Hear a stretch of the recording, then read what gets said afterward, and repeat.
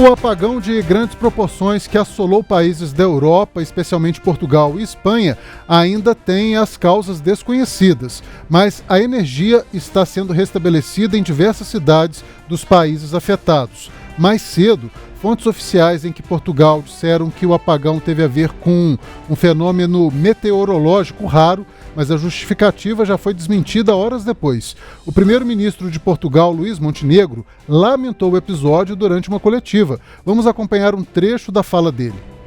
Dizer-vos que lamentamos muito este episódio, que aflige muito daquilo que é o dia-a-dia dos portugueses. Sabemos que a origem não teve lugar em Portugal e desde a primeira hora que o Governo vem acompanhando com todas as autoridades nacionais e internacionais esta situação e este apagão, este corte de energia que foi completamente inesperado e imprevisto. O Conselho de Ministros está reunido há mais de 2 horas, a reunião vai continuar. Eu sairei por momentos para ir ao Centro de Operações da REN, tentar presencialmente recolher ainda mais informação do que aquela que já tivemos a ocasião de recolher, no sentido de poder informar o país do restabelecimento da ligação e, no fundo, da reposição da normalidade. Em todo caso, quero transmitir uma mensagem de tranquilidade. Nós temos todos os gabinetes de crise e todos os planos de emergência e contingência a funcionar, sobretudo salvaguardando os serviços essenciais. Temos o sistema de segurança interna com a sua célula de crise ativa. Temos os serviços de informações da República a recolherem todas as informações para podermos ter ainda uma maior compreensão da origem deste problema. Tive a ocasião de manter sempre informado o Sr. Presidente da República, estamos também a informar a Assembleia da República, através da Assembleia da República, todos os partidos com assento parlamentar. Tive também já a ocasião de falar por 2 vezes com o Secretário-Geral do Partido Socialista e tive também a ocasião de falar já várias vezes com o Presidente do Governo espanhol. O desabastecimento de energia começou na hora do almoço, parou o metrô, derrubou sinais de celulares por mais de 1 hora e provocou um caos no trânsito com os semáforos desligados. Uma brasileira que mora em Cascais, em Portugal, explicou como foi o dia na cidade. Até então era um dia normal em Cascais, quase um dia de verão, super calor, um dia lindo. Eu estava à espera de uma amiga minha que estava vindo do Brasil para a gente encontrar. E aí a minha irmã me ligou, falou que estava sem luz, achando que eu estava em casa, perguntando se em casa tinha luz. E não tinha, onde ela estava no salão. E aí eu falei, eu não sei se tem luz porque estou na rua. Entrei numa loja, estava sem luz. E aí de repente a gente foi vendo que não tinha luz em lugar nenhum. Em restaurante, meu marido estava em Lisboa também, em Lisboa não tinha luz. E aí depois que a gente foi vendo a gravidade do problema. Não tinha luz no país inteiro, na Espanha também não. Quando a gente foi tentar ir no supermercado, o supermercado já estava fechado, não era um supermercado só que estavam fechados, eram vários supermercados que já estavam fechados. Bomba de combustível também não conseguia abastecer e foi sumindo a comunicação. 12:00 você ainda conseguia falar no telefone, mandar áudio de WhatsApp, mas ligação não. A partir de 1h da tarde, caiu tudo. Não se conseguia mandar áudio de WhatsApp, internet, nada. E essa situação foi de 1h da tarde, que caiu tudo, energia e internet, até as 9h da noite. 9h da noite que a luz voltou e aí a gente começou a ver as luzes, né, dos vizinhos acendendo e o pessoal soltando foguete. Mas foi realmente assim, desesperador. E o que deu mais medo também foi a parte do aeroporto, né? O aeroporto de Lisboa e de Faro foram evacuados. O de Lisboa foi evacuado em menos de 10 minutos. O exército evacuou por medo de ataque terrorista. Então assim, foi alarmante a situação, realmente muito assustadora. Um relato aí bem completo da Mariana Melkaren, trazendo para a gente a situação dela em Portugal. E para trazer mais dados sobre o que pode ter acontecido com esse apagão, a gente recebe aqui na nossa bancada a editora adjunta de Atualidades e Economia, Cíntia Oliveira. Cíntia, muito boa noite para você. Seja bem-vinda mais uma vez aqui ao Tempo News. Boa noite, Léo. Boa noite, Letícia. Boa noite, Larissa, lá em Brasília. Boa noite a quem assiste a gente neste momento. Como é que ficou, Cíntia, a sua apuração ao longo do dia aí com esse problemão lá na Europa? E o que a gente já tem de concreto do que causou esse apagão? O que mais me impressiona foi como as pessoas sentiram que deveria ser uma coisa permanente.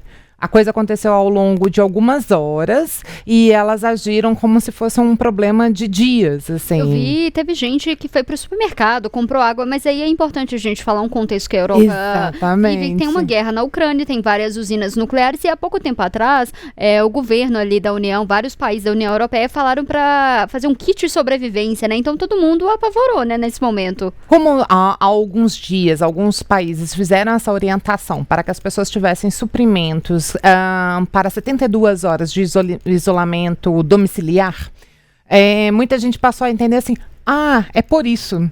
Então está acontecendo alguma coisa e eu não fiz isso, não cumpri, agora eu vou cumprir a orientação. E saiu todo mundo correndo para os supermercados. Os supermercados ficaram cheios de filas, prateleiras ficaram vazias, rolou um pânico.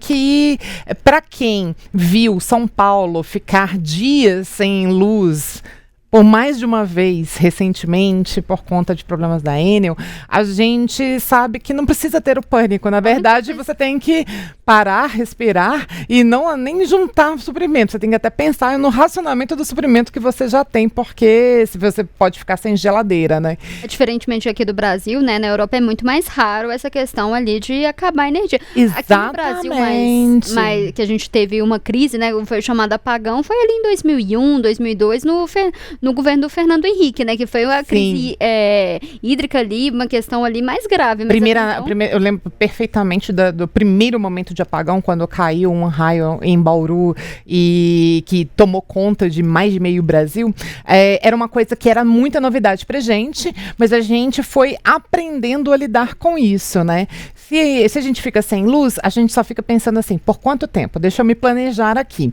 Gente, ficar sem semáforo é uma coisa que em Belo Horizonte a gente está mais do que acostumado, né? Mas na Europa, um pouco que eles ficaram sem energia, sem internet, foi um caos, né? Eles não estão acostumados com isso. E mesmo que, por exemplo, o primeiro-ministro espanhol, Pedro Sánchez, dissesse, pessoal, confie apenas nas informações oficiais, muito cuidado com as informações que chegam para vocês. Está circulando muita fake news. Sabe, sobre os impactos e sobre os motivos desse apagão. Por enquanto, cerca de 60% da energia na Península Ibérica já foi restabelecida. A internet, aos poucos, já está sendo restabelecida para todo mundo. A situação não seria de caos se as pessoas não fossem tão tomadas por esse medo que elas têm de um ataque cibernético russo, que não está claro se foi ou não, porque não se nega nem se...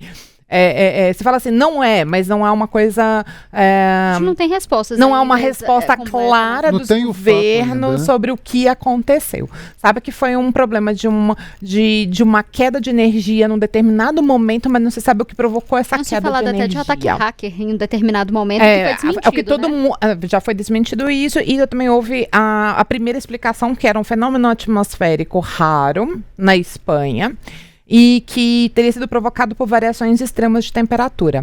Mas depois ficou claro que não é isso. Ô Cíntia, e dessas teorias todas da conspiração, porque assim, foi horas depois que o Vladimir Putin falou que ia fazer um cessar-fogo na Ucrânia. Aí do nada, Espanha e Portugal às escuras, assim, na hora eu lembrei disso, falei assim, gente, o Putin hoje se manifestou, falou que vai dar uma paz para a Ucrânia e do nada isso acontece. Quem trabalha com essas teorias da conspiração deve ter ficado mesmo assustado. E a internet fica lotada, né? Lotada. E assim, o que acontece? O pior que pode acontecer para esses países, para a Europa, não é o apagão. É justamente as teorias de conspiração que circulam entre os mais diferentes grupos. Até as pessoas menos radicais acabam ficando um pouco mais radicalizadas depois de uma coisa dessas, porque se não tiver explicação, ela vai começar a acreditar nas coisas que chegam pelo WhatsApp.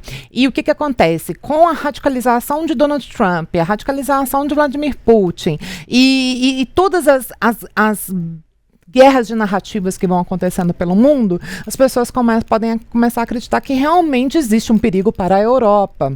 E vamos lembrar que esse sentimento era o sentimento ali do século XIX, início do século XX, que culminou nas guerras de Primeira Guerra Mundial, Segunda Guerra Mundial. Então a gente sabe que não é bom que haja essa tensão não apenas entre os líderes, mas também entre as pessoas, porque são elas que compram a ideia de um líder quando ele fala precisamos radicalizar, não é mesmo?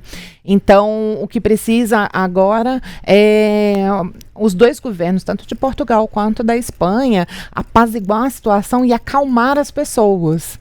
Ô, Cíntia, acho que é a hora de dizer, lá no Brasil acontece com uma certa frequência. Vou contar para vocês as histórias de São Paulo.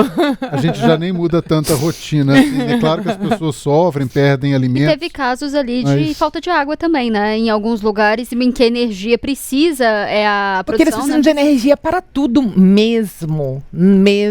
Tanto que em São Paulo, por exemplo, quando ficou sem energia, as pessoas não ficaram sem internet. Aconteceu que na Europa eles ficaram sem internet também, né? Então, assim, eles são completamente dependentes mesmo de energia e com matrizes, às vezes, muito específicas. Na Espanha tem, acho que 5 usinas nucleares, eles dependem também da energia da França, que é nuclear, e eles não têm hidrelétricas grandes hidrelétricas como nós temos, eles não têm uma variação de energia solar e energia eólica como nós temos. Então, eu acho que é bem mais complexa a situação. Cíntia, só para a gente concluir com você, então resumindo assim, a gente teve alguns acidentes, né, porque os sinais de trânsito pararam, semáforos, foi aquele caos, mas nenhum registro mais grave, né? Não, os aeroportos funcionaram porque eles dependem de geradores de energia, os geradores foram ligados. Então, eu, por exemplo, procurei Confins, o aeroporto de Guarulhos e o aeroporto do Galeão, e os voos para a Europa funcionaram normalmente, para Portugal normalmente. A única coisa que eu tive foi que o Galeão teve um voo atrasado na chegada e um voo atrasado na saída para a Europa. Mas, tirando isso, não aconteceu nada muito grave. É basicamente muita dor de cabeça. As pessoas tiveram muita dor de cabeça. E alguns prejuízos econômicos, principalmente para empresas e para Claro, obviamente, né? Mas isso é inevitável, né? Mas eu acredito que vai se restabelecer rapidamente essa energia. Cíntia, muito obrigado pela sua participação então aqui no Tempo News. Volte mais vezes. Obrigada, gente. Sempre um prazer participar. Até mais. Larissa, então que situação, hein? Aqui no Brasil, fomos afetados aí com essas conexões de aeroportos e tal, mas para nós nada mais grave do que isso, né?